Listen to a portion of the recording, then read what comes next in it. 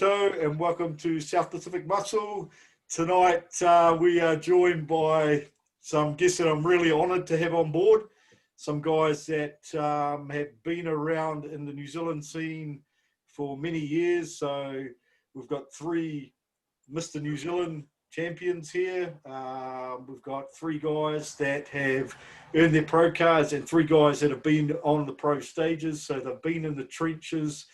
And when they speak, I remember I've got two ears for a fucking reason, and I listen to their words and I take them on board. Don't always agree with them because we can be all quite opinionated, but hey, there's some real depth behind what these guys are saying, and you know, I really want to hear what they've got to say about the Olympia. So welcome on board, Mike. Welcome on board again, Tom, and a big welcome to first time on the show, Mr. Darryn Onekawa. Good to have you here, Darryn. Cheers, mate. Thanks for having me, bro. Awesome, bro. Really appreciate it. Really appreciate it. You're fucking filling up that frame pretty well too, bro. We need a wide screen on you. Right. What we might do, I need to kick off. I've got a quick prize draw to do. So, Darryn, if you can give me a number between 1 and 5, and I'll flick through and we'll pick out a winner for these 2 crates of Bang Energy. Yeah, right. It's number 3, eh? Number 3.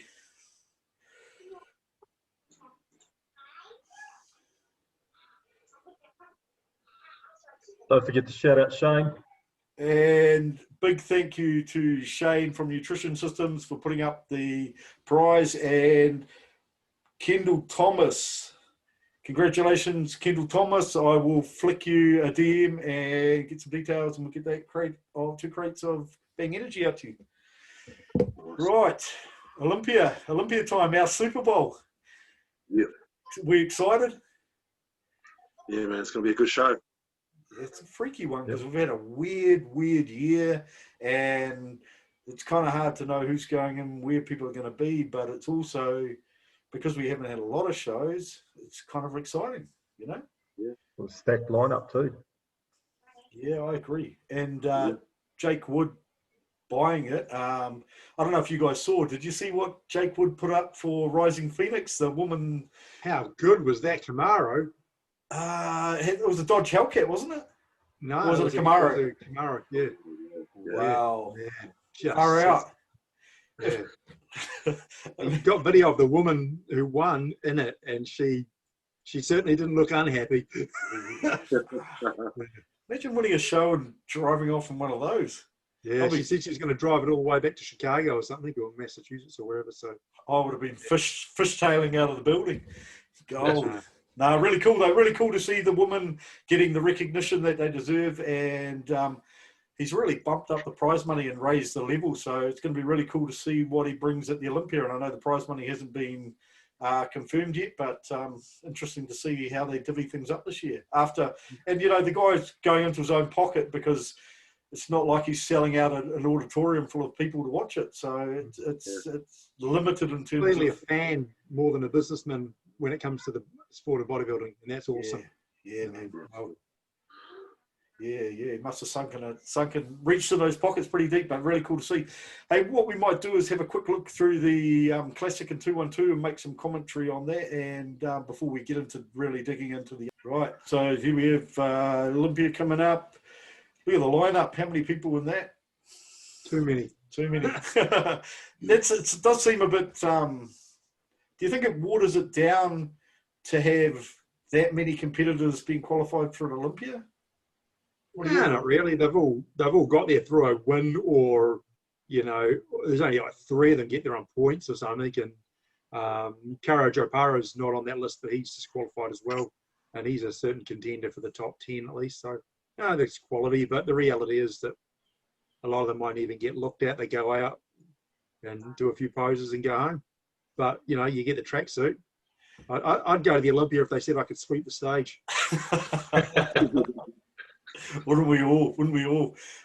So some real names that stand out there, I guess, in the Classic. Obviously, the battle people are talking about: Chris Bumstead, Breon Ansley, both former winners. Got Danny Hester, Wesley Vissers. People are sort of talking him up. Terence Ruffins hit the news a bit lately. Anyone else there, Mike? That I'm not familiar with that you? DeAndre Campbell is class. The Alex Cambronero. Oh yeah, of course. Yeah. The guy Alex. did really well at the Arnold, so he's also one who comes. And I don't know if you guys have follow him on Instagram, but he posted a photo the other day, and he is very, very full and very, very peeled right now. Was that the most muscular? Yeah. It was crazy conditioning, and there's a lot of them who are not only not at that conditioning from a few days ago, but will probably never get there in their life because he was off the scales. So it's not a conditioning competition, but it doesn't hurt. You know, it's next level when it looks like the veins just being vacuum sealed to the muscle under the skin when there's nothing there. Yeah, gold. So this is the lineup that people have been talking about, the battle. And most of the media has been focused on this. Do you think it's really all about these two, or are we talking wider than that? The only dark horse that's going to come out of it is the likes of Wesley, Alex again, and I was having a look through my list, and those are, there's one other one, I can't even remember him. That's first and second, and everyone else is fighting for it. Okay.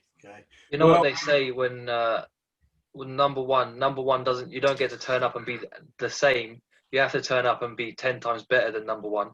And I don't think anyone's being 10 times better than Breon or 10 times better than Chris. Those two, there's a big gap between second and third. Yeah. And I think those two are the only two really who are put in that first and second spot in my mind. Really exciting thing is they're quite uniquely different physiques. So it makes it harder. Man, they've both got to bring their A game. Like from the video, Breon's up to his conditioning, up to what he's bringing from last year. So if Chris turns up like he looks like last year, he'll lose. He's got to bring some improvement to keep Breon at bay. Cool. Yeah, I'm looking forward to it actually, because like you say, they're two quite different athletes. So it kind of, to me, it's which way the judges lean and where they see that class settling, I suppose. Right, 2-1-2s. Kamal, obviously, reigning champion. Derek Lunsford being heavily talked about. Didn't quite bring it last year. Sean Clarita. David Henry, good to have him there. We got Angel Calderon is probably the man on conditioning, and he won the last two in Europe. George Peterson has got a back that I think is just phenomenal. I think he's a back that's going to win it. Yeah. I think he's going to struggle to stay in the 2-1-2s the way he's looking. Guy Sistanino, Hadi, who else we got there? Anyone else that you guys are familiar with? I know John Jewett, met him. He's a pretty cool cat. But, Derek Lunsford's, I've got Derek in fourth because I just don't think he can bring the conditioning. I've got Kamal coming second, and I've got George winning it and Sean Clarita in third. So, I think that's pretty spot on. Because the only thing you got to see in Kamal is very leg dominant, very small upper body, and then you have Derek who pretty much has everything going for him, but continues to. Maybe they fixed the load this year, because going into the show he looks amazing, and then there's something happens those last 3-4 days, and he turns up like last year, very smooth, very washed out, and you just instantly count him out the match. You wonder whether he maybe just simply doesn't suffer enough. So, like Sean Clarita clearly suffers. He turns up just absolutely skinless. Yeah. Maybe Derek just doesn't have the sack to go quite as hard as he needs to. He was interesting in the last podcast with, I think it was on Fuad's channel, when he was talking about that he learned to really enjoy that, and he'd changed his attitude this year and kind of had some time reflecting in that. It was quite an interesting podcast. So it'll be interesting if the change in attitudes lead to a change in what he can bring to stage. But to be honest, I'm watching this class because I want to see George Peterson. He's exciting. I find him to be the most exciting thing in that class. He His really back is the next best thing since Joel Stubbs way back in the day. Oh, isn't it? It's just mad. Yeah. I got to say, I'll be cheering for my mate Errol more though. Yeah. Errol, I met after Vancouver. I stopped in LA for like 12 hours. Yep. And Errol was training with Charles Glass, and fortunately I was tanned and jacked and whatnot. I did some, took a few selfies and whatnot in there. And Errol thought I was an open, so I like Errol a lot. Oh, gold. I love it. I love it. Me and you had a different thing. Someone thought you were open, and when I turned up to Vancouver, someone turned around and went, "Are you a men's physique pro?" And I took so much offense to that. Ooh. I walked away from him, bit my tongue, and I mean, I was training with Ian, so it wasn't very fair. Ian is a very, very big boy compared to Ian me. is a big human. Yeah. Oh, far out. Oh, mate. Oh, interesting stuff. Anyway, look, I want to get on to the Open, because that's where, I guess, where most of our interests lie in terms of, we're going to stuck to the couch when that's on. So I'll bring up the Open How much is the pay-per-view? Does anyone know, or whatever the webcast? Yeah, I took a look at it. I think it was $59.99 US. If you get it within the next few days, then it goes up to $79.99. Then you got to watch all the stuff that you're not interested in. I'd rather just buy You can buy just part of it, I think. Oh, okay. But I don't know, man. I kind of like having it the whole weekend, and it just runs in the background and camp out on the couch. And It's expensive because I've got to send the family out to do stuff somewhere else during the day, so I've got the TV to myself. Yeah. Like last time, I got to sit there and eat pizza and shit like that. But not going to be the same eating chicken and rice. But hey, life is life. Right.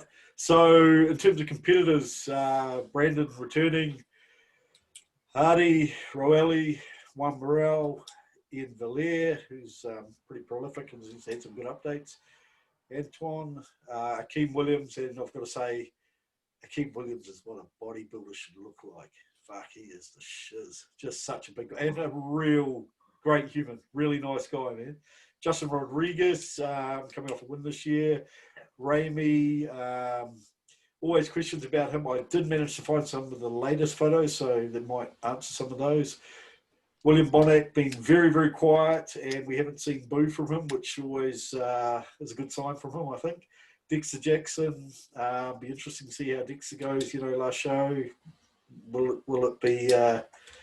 Will he get the Dennis James and get the nod, bump up a place? Phil Heath, obviously, people questioning, is he going to be the Phil Heath we've seen? And I think, with Phil's attitude, I can't see him bringing something, 90% to the stage. Hunter Labrada, obviously, Darryn made the call, earlier on that Hunter's almost like walking out of the amateur ranks into the Olympia. So interesting. Lee Song Chul, I don't know a lot about. Lucas Osladil, Max Charles, obviously, and the much hyped Regan Grimes. Unfortunately, James Hollingshead isn't there. What are people's thoughts if James was there? What are your thoughts? How do you think James would stack up on that stage? Top 6. I think it's a little bit higher.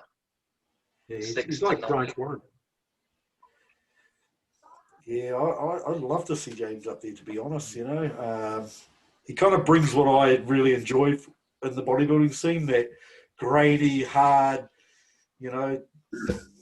everyone says the Yates look, I suppose, I guess. But Didn't he pull out because he thought he wasn't going to be competitive or something? I'm like, dude, It was also because they're going into lockdown in the UK. They couldn't confirm if he would be able to fly, and then also if he had to quarantine.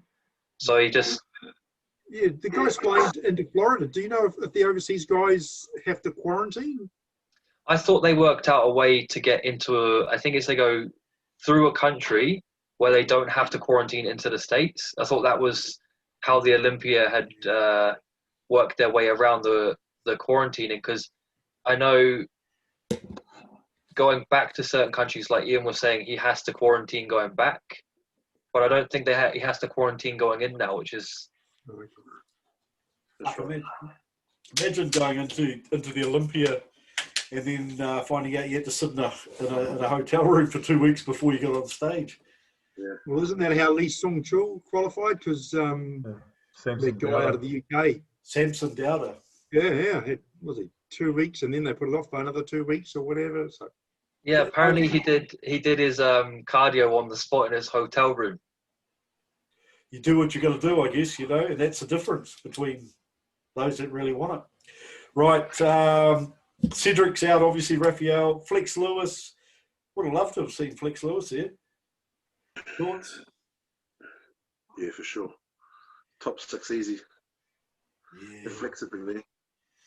Would have really, really stirred things up, I think, having him in there.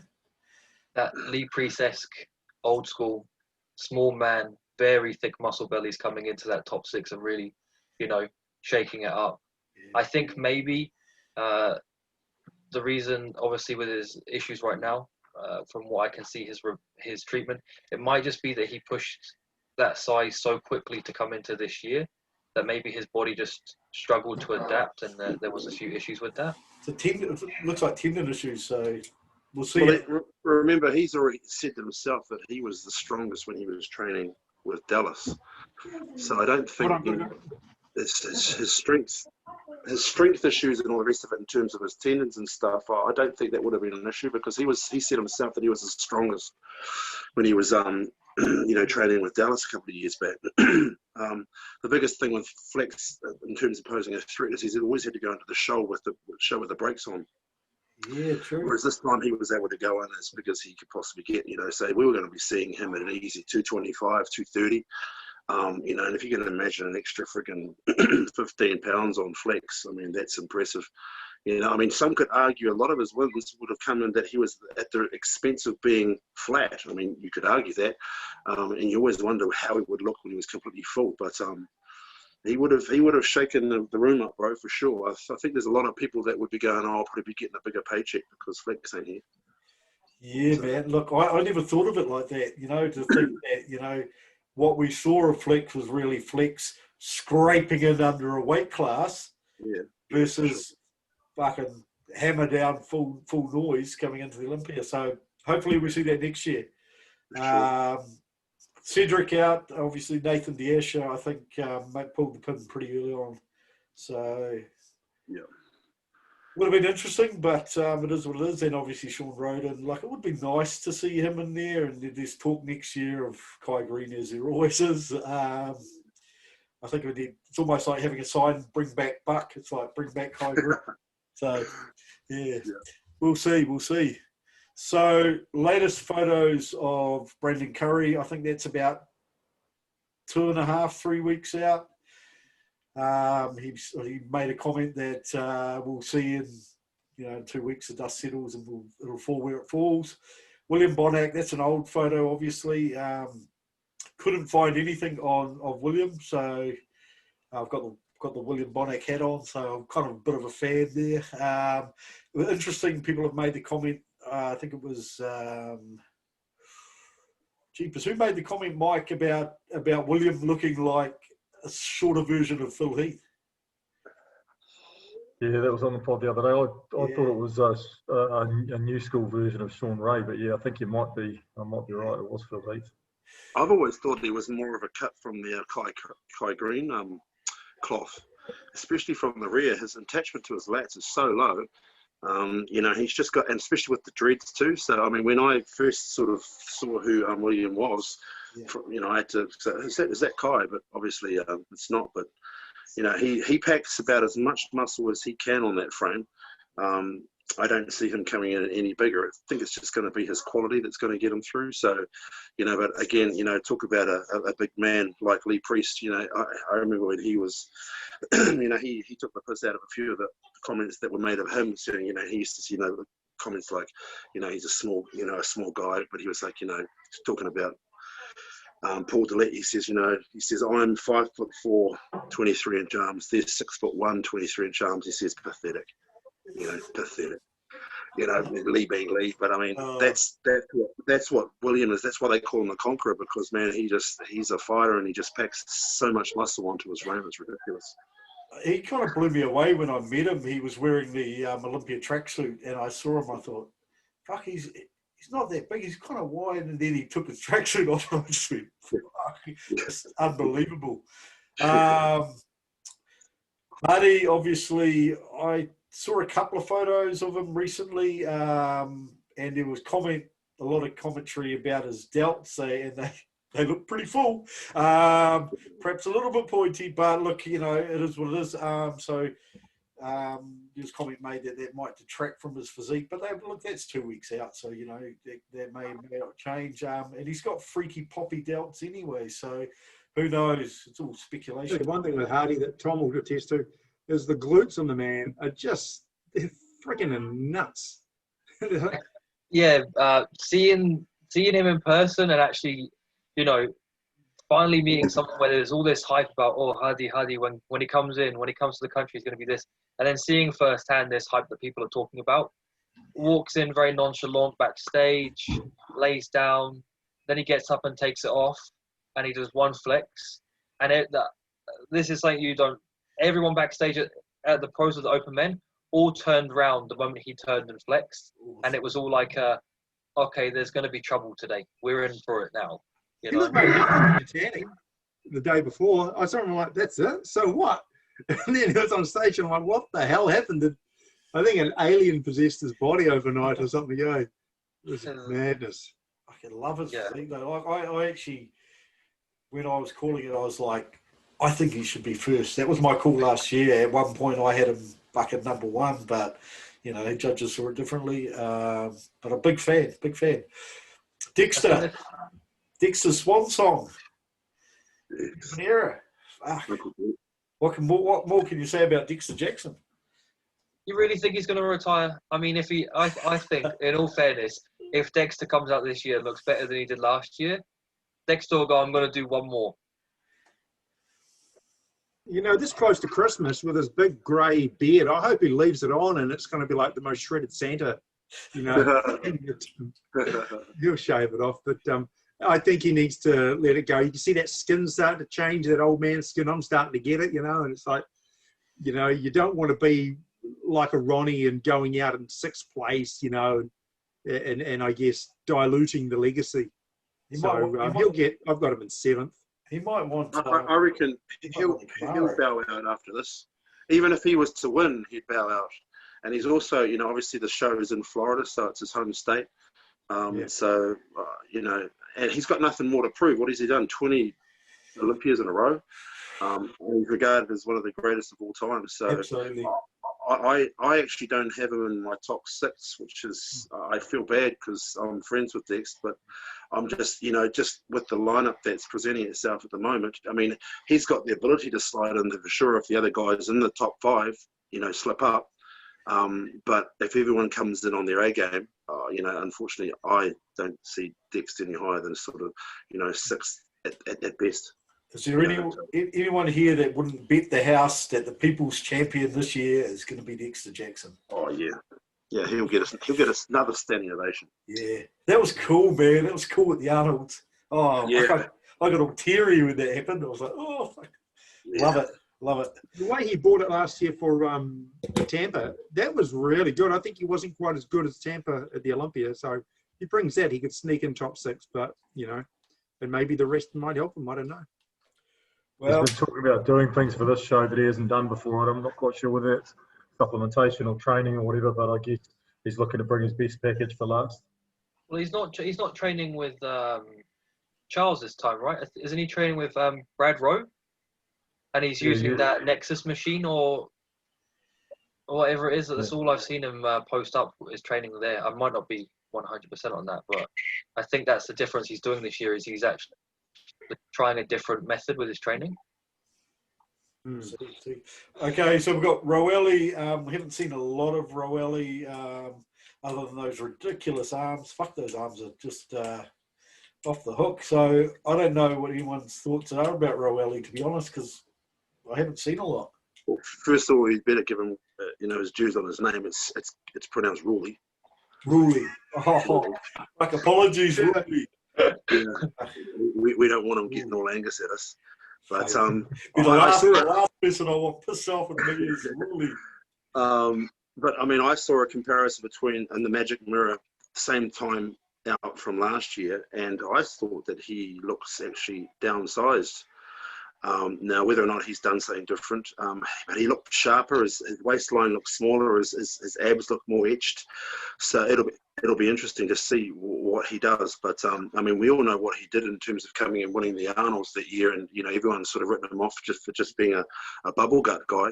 So I've got him in my top 3. That's where I've got him. So top 3, top 4. Yeah, he's going to be a danger. Cool. Definitely in that video that was posted on his page, the one you're talking about, Darren.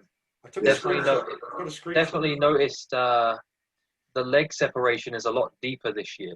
Yeah. There's a lot, like he's definitely, I think like you're saying, Darren, he's downsized, but I think in downsizing he's definitely gone for that more deeper separation, that more detail in that without losing it for the size now. I mean, he's big enough as it is.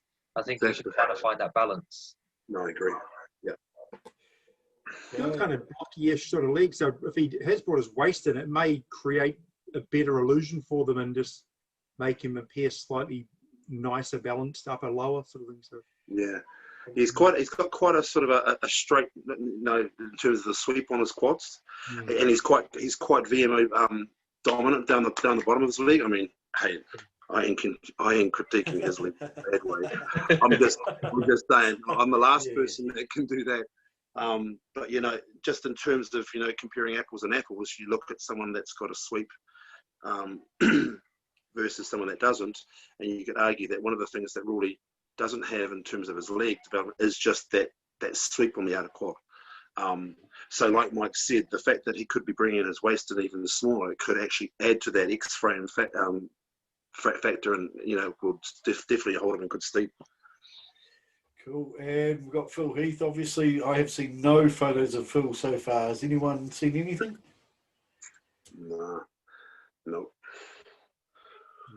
I think you boys are going to hate me, but I don't think he's going to come in top spot this year. I think after his hernia surgery, I think that was. I mean, who am I to speak about this because he is number one, in the world. Yeah. But I think that was possibly the final year, his final peak, his crescendo, and that's it.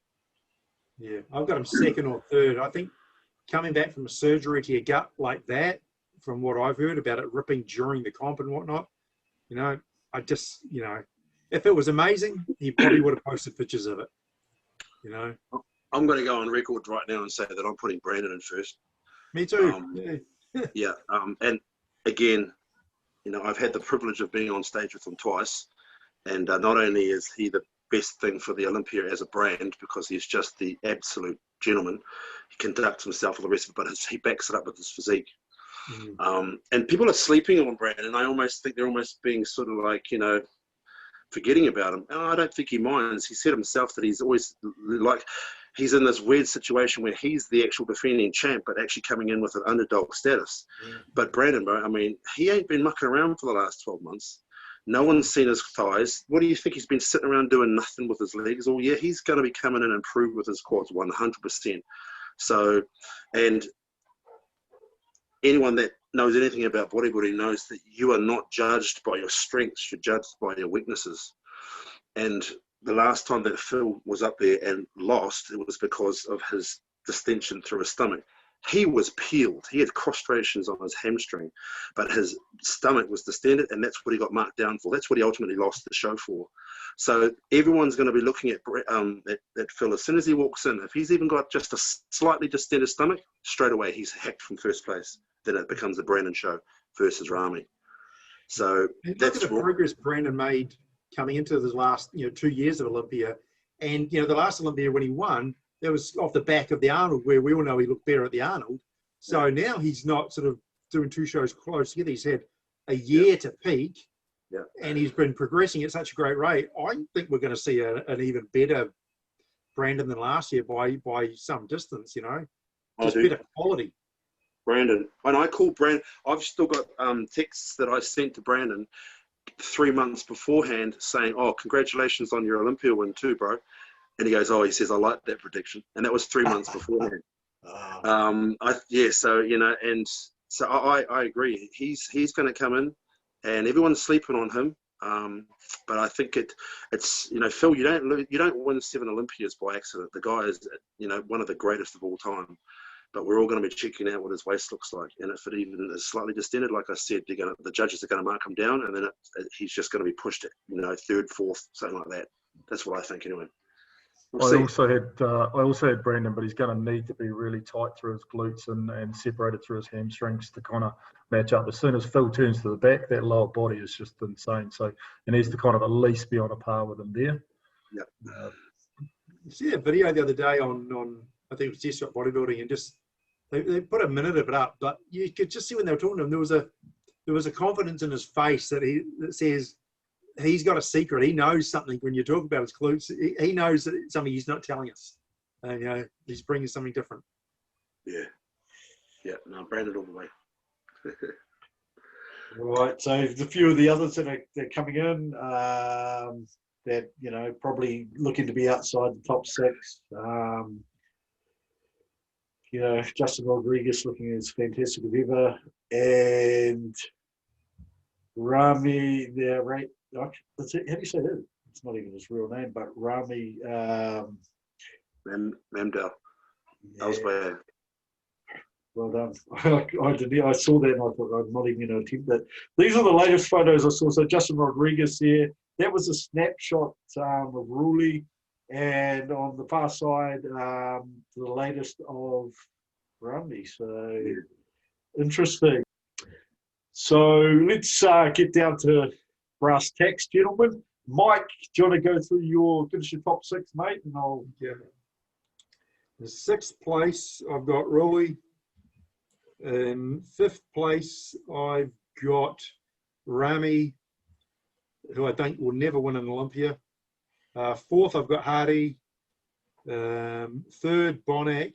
2nd, Phil, who I think is going to get bumped up a little bit because he's Phil. And Brandon winning it. Nice. And I told Brandon that the other day. Gold. Tom, let's hear your calls, mate. Oh, let's have a look here. I'm going to say Brandon takes it. I can just feel that he has, I think a lot of that negative commentary from people about his legs has definitely fueled a fire with him in overseas. I definitely think he's going to come out and take it. Now, 2nd place, I hate to say it, but I think with the way Rami's looking and Rami being with Dennis in his final couple of weeks, it's a smart move for him to be with Dennis. I'm going to put Rami 2nd. I think I'm going to go Phil 3rd. I know Roelly 4th, William 5th. And then from there, I honestly think from there onwards, it's whoever turns up on the day with that best look, that's who's going to take 6th, 7th, 8th. There is so many strong guys with different strengths, with different weaknesses. I think on the day, it's whoever minimizes the most weaknesses comes in the best. But that top 5, I think, is untouchable. Who's the 6th? Who's the name? 6, Vegas. It's a hard one, eh? Because I want to say Dexter. Dexter is Dexter. As long as I've been bodybuilding, Dexter's always been in that top 6 mix. You didn't put Hadi in there. No. See, now you've thrown up even more.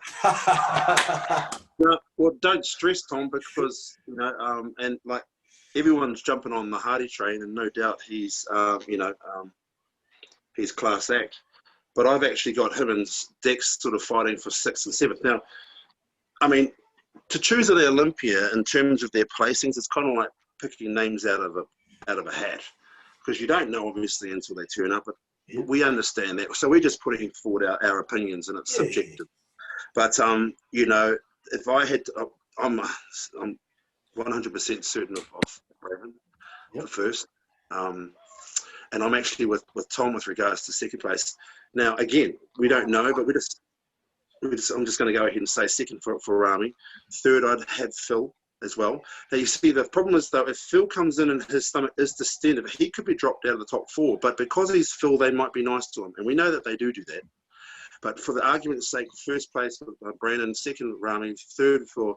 now, the third and fourth could switch between either Phil and Roelly, in my opinion. Okay, and then I'd have William in fifth. And then sixth and seventh could be a toss-up between Dexter and Hadi. And that's what I think. I think Hadi's shoulders will play him down in terms of, you know, the attention that he gets with those. And even though his quads are huge, I just don't like the way that they sort of flow. But that's just, again, me. You know, Rami, we're going to wait and see, mate. Like Mike said, I don't know if we're ever going to see him win. He could afford to come on stage 25 pounds lighter than he's ever come in and still be the biggest man on stage ever by a country mile.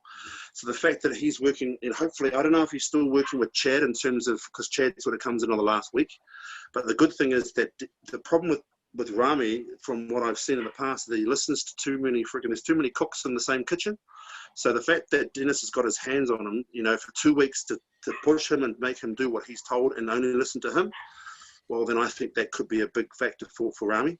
And then, of course, how he dries out and everything else coming into the show will be the difference. If he comes in peeled, my word, it's going to be just jaw-dropping. But, yeah, so that's what I think anyway. Awesome. That Rami side leg shot didn't look... That looked 4 or 5 weeks out to me. It could be lighting, it could be camera. I agree. You know what he does? He's very smart at playing these mental games of posting old photos, like posting the photo in the kitchen from last year's Olympia when he was prepping, to try and mess with people's heads thinking that he's that far ahead. And then people having to be like, no, that's Olympia last year. Yeah. I definitely agree with Darren. Yeah.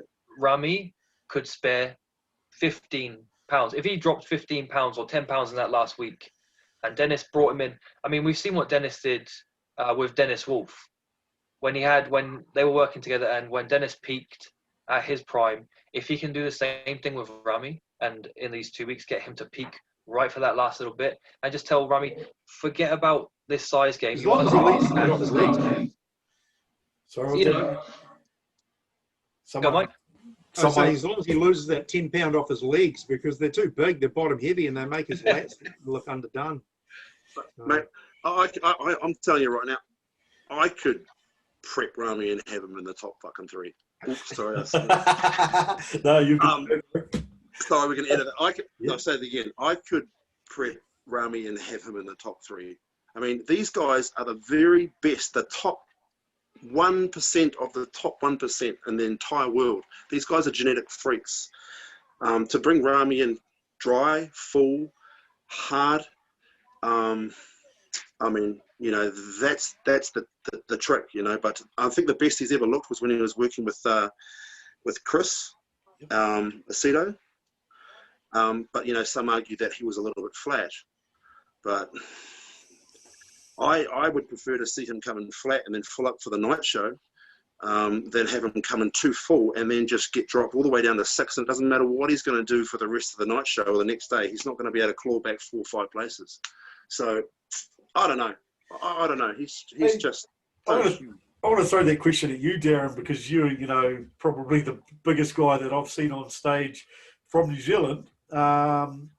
When you've got a man that's weighing that kind of weight with that amount of mass on their frame, is it harder to get the condition in terms of the water, the flat versus fucking spilling over, and the change that can happen seems like so dramatically with those big guys? Is it harder for a guy like that versus, you know, a guy like Bonac that weighs, you know, a lot less in terms of the amount of physical mass that's on the body? I would say that there is an element of truth to that. I don't, I'll get some flack for this too, but I don't think you should ever weigh under 220 pounds and not be shredded. I mean, you know, seriously. But yeah, I mean, you've got a lot more beef to play with, obviously, so that it can be a little bit more tricky. But the process remains the same to get someone dry and to get someone lean, whether you're 220 on stage or 260. As long as there's not too many anomalies that you're playing with at the same time. And that's sometimes the problem. You see these guys that look amazing, but then they just stuff it up, you know, with whether it's their water load and drying out process, or their carb up too much and all the rest of it. But someone like Rami, he should know it. What is his 7th go at the Olympia? So someone like him, he should know how his body responds. But it's variable. Yeah, there's definitely challenges when you are bigger to get lean, but I don't think that's an excuse, because Dorian Yates, mate, I mean, he set the bar. I mean, so, you know, you can come in over 245, 250 and be bone dry, shredded. I mean, you know. One variable people haven't brought into it, Rami had COVID, didn't he? I mean, Yeah, he did actually, yeah. But I mean, we all know that we better not say that word. You might get monetized by it, but you know, but yeah, I don't think that'll be an issue. Certainly, that was a while ago too. Right, guys, we'll call it a wrap, but I really want to thank you for your insight. And look, all three of you, I want to see you again very shortly. We've got lots more stuff to talk about, particularly Darryn. We definitely need to have a catch up with you and shoot the shit about your experiences with bodybuilding in New Zealand and some of your opinions, because there's some really good stuff that I know you've got to say, so I'd be interested in that. But I want to thank you for coming on board, and to everyone else that's out there watching, we'll keep coming with more content. Thank you. Thanks for having me, Brian. Nice to see everyone.